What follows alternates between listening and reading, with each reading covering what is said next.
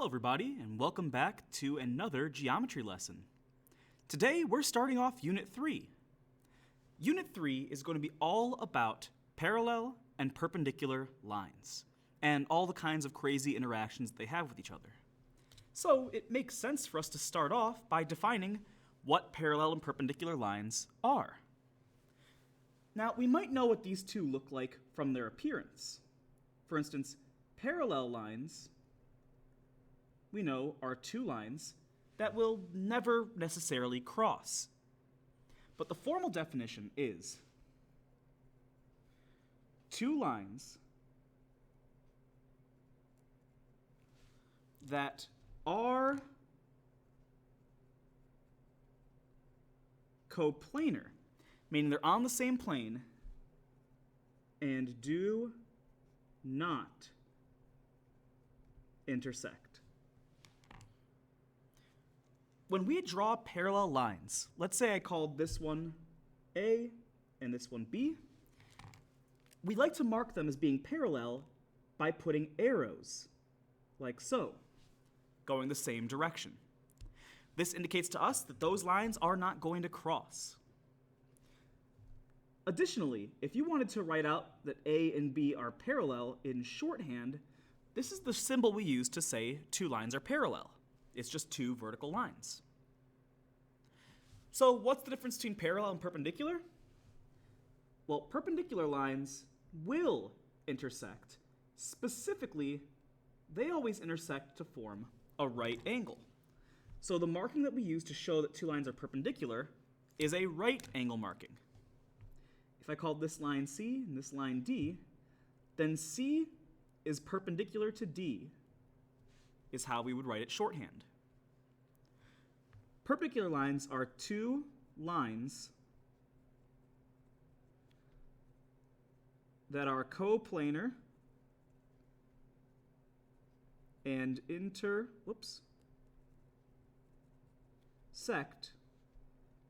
to form right angles.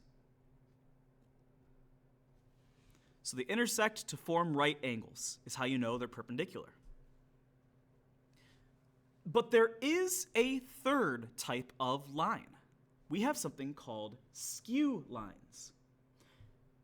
Skew lines are defined as two lines that are not coplanar and do not intersect. Think about these like two lines that are on completely different surfaces that don't intersect. Let's say, for example, I drew a classroom. I'm going to draw it sort of like this. I'm not the greatest artist, so you'll have to forgive me, but let's say I have the following classroom. It's got the floor, and it's got three walls. If I drew a line going vertical on this wall here, and a line going horizontal on the wall opposite to it, these two lines have nothing to do with each other. The green line's on the left side of the classroom, and the purple line's on the right side of the classroom. That's what it means to be skew. Another example I like to give is, imagine that you're at a train station, and you're trying to see if the train and the elevator to get to the train platform will intersect. No, the elevator is going straight up and down, the trains are going side to side, and they're in different spots. That's what it means to be skew. So let's use these definitions and take a look at exercise 1. In exercise 1, we have this cube, and it's asking us to think about each segment in the figure as part of a line. In other words, it's saying we could extend these line segments into lines in any way we want to. It's asking which fit the description. So let's see. First it asks for lines parallel to DC, containing point A. Remember that to be parallel, it means it has to be on the same plane and not intersect. If we're looking for one that also contains point A, there's only one candidate. It would be line AB. It goes through A, and it's on the same plane, this top plane. If I was asking for lines that are skew to line DC that contain point A, well, now it gets a little bit trickier. So DC is up here. Skew means it's not on the same plane, meaning it's not going to be on the top side or this side over here. There's two answers to this, actually. The first one would be line AG. Line AG isn't going to interact with line CD in any way, shape, or form. But the other line is line AH. Again, we have one line going side to side and one going vertical. So AH would also be totally appropriate. What about lines perpendicular to DC? Well, to be perpendicular, it has to make a right angle. And thankfully, we have a right angle marking right here that shows that line AD would be perpendicular. It's perpendicular because it makes that right angle up there. Last, most certainly not least, if we're asked for planes parallel to EFG, well, this is a little bit trickier. Plane EFG is this plane down here at the bottom of the figure. We've never talked about parallel planes, only parallel lines, but we know that in order to be parallel, they will never intersect. So is there a plane that will never cross this bottom, even if we extended the planes out to be infinitely wide? Well, yeah, the top one. This top plane here is never going to touch the bottom. It's like two pieces of bread on a sandwich. They're both sandwiching the cube. We could then say that plane ABC would be parallel, but none of the other ones are. Let's take a look back at our definitions, because we've got quite a lot to get through today. The next set of definitions that we have are two postulates, and I also want to talk about what it means to be a transversal. When we talk about the parallel postulate and the perpendicular postulate, I want you to know we will not be using the full definitions. However, I am still going to talk about the full definitions with you. So here it is. If, and this is for the parallel postulate, if there is some line and a point, well, let's call this line L with the little cursive L. If there is some line L and a point P that is not on the line, then there is exactly one line through the point parallel to the original line. And at this point, the crowd goes mild because, yeah, that just makes sense. I mean, if I wanted to ask you, could I draw a line that's parallel to line L that also goes through point P? You could pretty much immediately visualize it being a line that looks like this. That's all the parallel postulate says. In short, the parallel postulate, and you can look on the slides if you want the full definition, says there is exactly one line through P that is parallel to line L. That's it. And believe it or not, the same can be said for the perpendicular postulate. Once again, let's say I got a line L and a point P. Well, if I asked you, could you make a perpendicular line, you would almost immediately say, absolutely I can. There's exactly one line that is perpendicular to line L that goes through point P. And it's that one right there. Oops, I forgot my parallel markings on my line up here. So the definition is going to be almost the exact same. There is exactly one line through P that is perpendicular to L. There's exactly one line through P that is perpendicular to L. All right. Let's flip over and take a look at exercise 2 now. Exercise 2 gives us some view of some streets, and it asks us to name a couple of things. I want to let you know that there is a brief typo on one of these. We do not need to look for lines necessarily. We can also look for line segments. So pause the video and come back when you think you have some answers to these questions. At this point, hopefully you had a chance to try these problems out for yourself, so let's take a look. If we're looking for a pair of parallel lines, we are looking for a pair of lines that do not intersect or don't appear to intersect, but are on the same plane. I can see plenty of them, but the only one that has markings is line segment DM and EF. So I'm just going to say DM and EF here, just because those are the only ones that we can guarantee being parallel. If you said something else, keep in mind you might be presuming that two lines are parallel without actually knowing if they are or not. This is the only one that we can actually say for certain is parallel. Okay, what about perpendicular? Well, again, we can assume a lot of things, like all of these look perpendicular, but only one of them is actually marked as being perpendicular. Because the only right angle in the diagram is right here, we once again have to say DM is perpendicular to BF, for instance.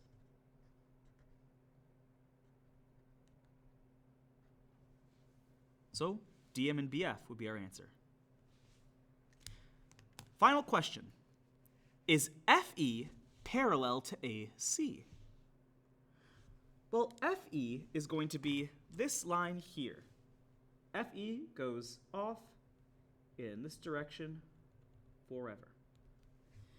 To determine if it's parallel to AC, extend AC out and watch what happens. They intersect. Not at a right angle, so not perpendicular, but we do know that they're not parallel because they intersect. So FE is not parallel. You can draw parallel lines with a little cross through them to AC, since they will intersect. Perfect. All right.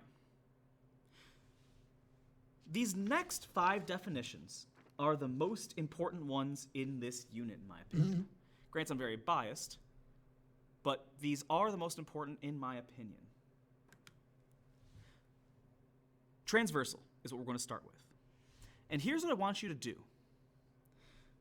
I want you to try and visualize what this might look like. A transversal is a line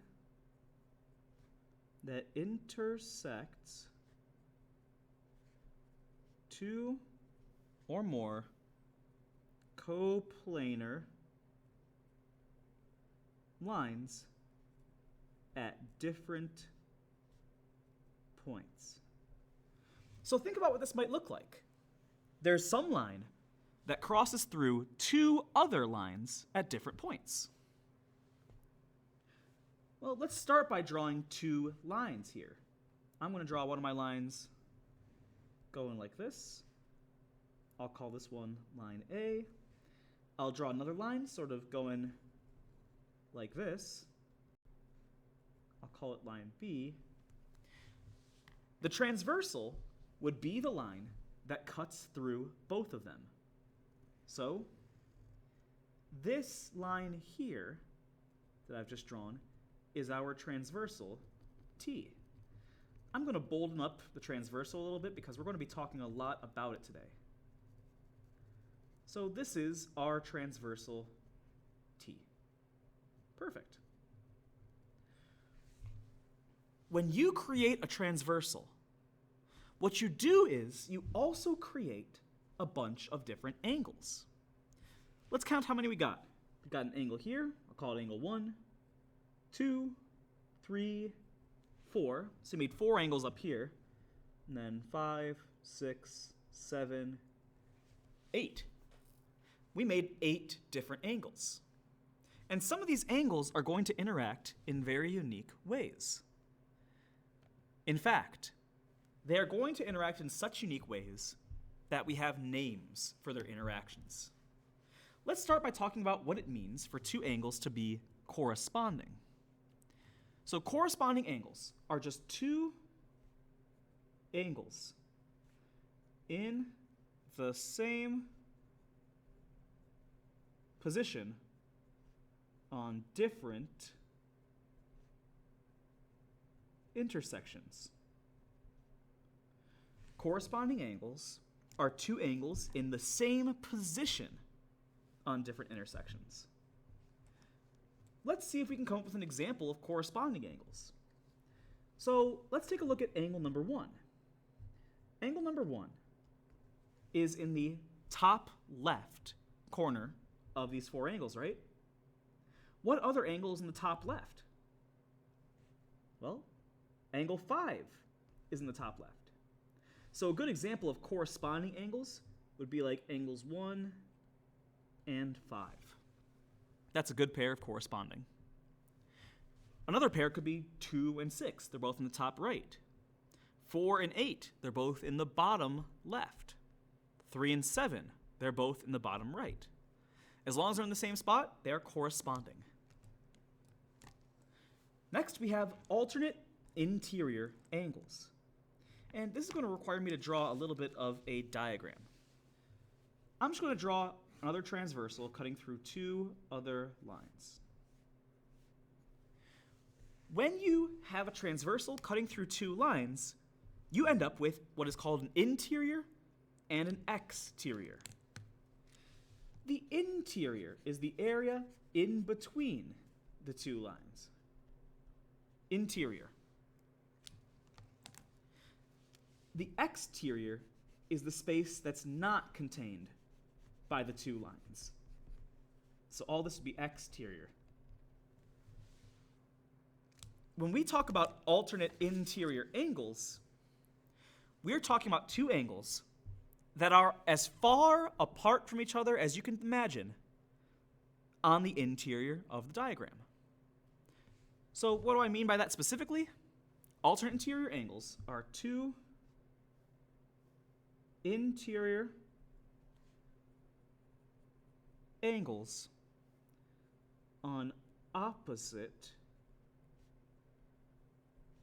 sides of the transversal.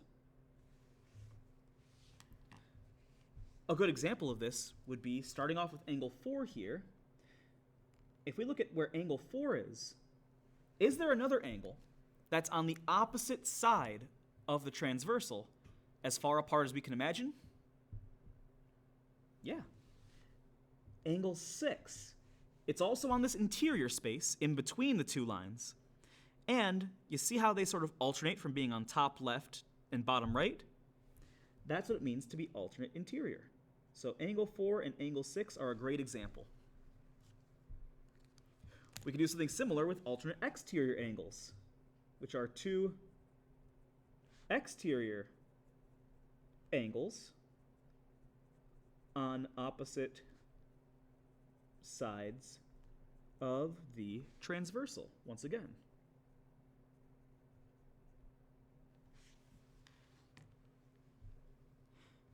So let's look at the exterior of our shape. Angle 2 is on the exterior of our shape. So what would be an alternate exterior angle? Well, we look as far away as we can, and on the other side of the transversal, we get angle 8. So angle 2 and angle 8 are alternate exterior angles.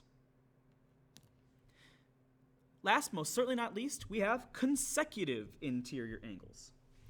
Now, when we say consecutive, the word consecutive means one after the other, like next to each other. So these are 2 angles on the interior and on the same side of the transversal.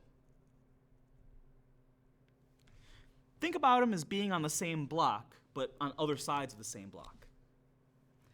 For instance, if I was to look at angle 3 right here, on the same side of the transversal in the interior is angle 6. So we could say angle 3 and angle 6 are consecutive interior angles.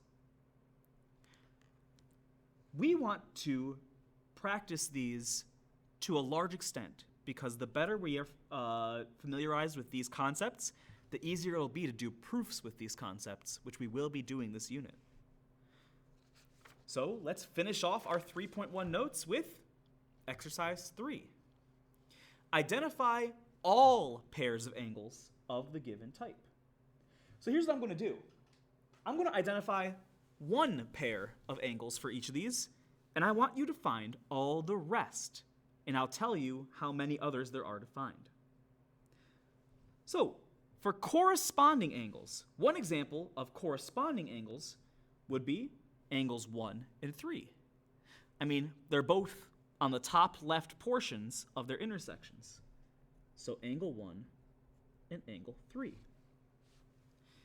You have to find 3 more pairs. For alternate interior angles, we can say that angles 6 and 3 would be alternate interior angles because they're both on the inside, but they're on opposite sides of the transversal. So I'll say angle 3 and angle 6, but there's only one more pair of alternate interior angles you have to find. For alternate exterior, I would say that angle 1 and angle 8 are as far apart as possible and on the exterior of their shapes. Angle 1 and angle 8 are alternate exterior. Again, there's one more pair of alternate exterior you got to find. For consecutive interior, I'm looking on the inside of our 2 lines, and I'm looking at 2 angles that are kitty-corner to each other. Angle 2 and angle 3 are just on the same side of the transversal, but across the way from each other. There is one more pair of consecutive interior angles for you to find. And as a reminder, vertical angles happen anytime you have 2 straight lines crossing. I identify angle 1 and angle 6 as being vertical angles because they are across from each other. But there are 3 more angle pairs for you to find. So in total, there are 9 more angle pairs that I want you to find. Pause the video and see if you can find them all.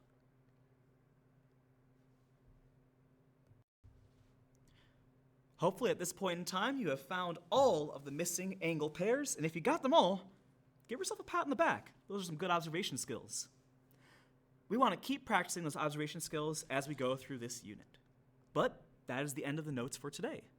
So thank you so much, everybody, and have a great rest of your day.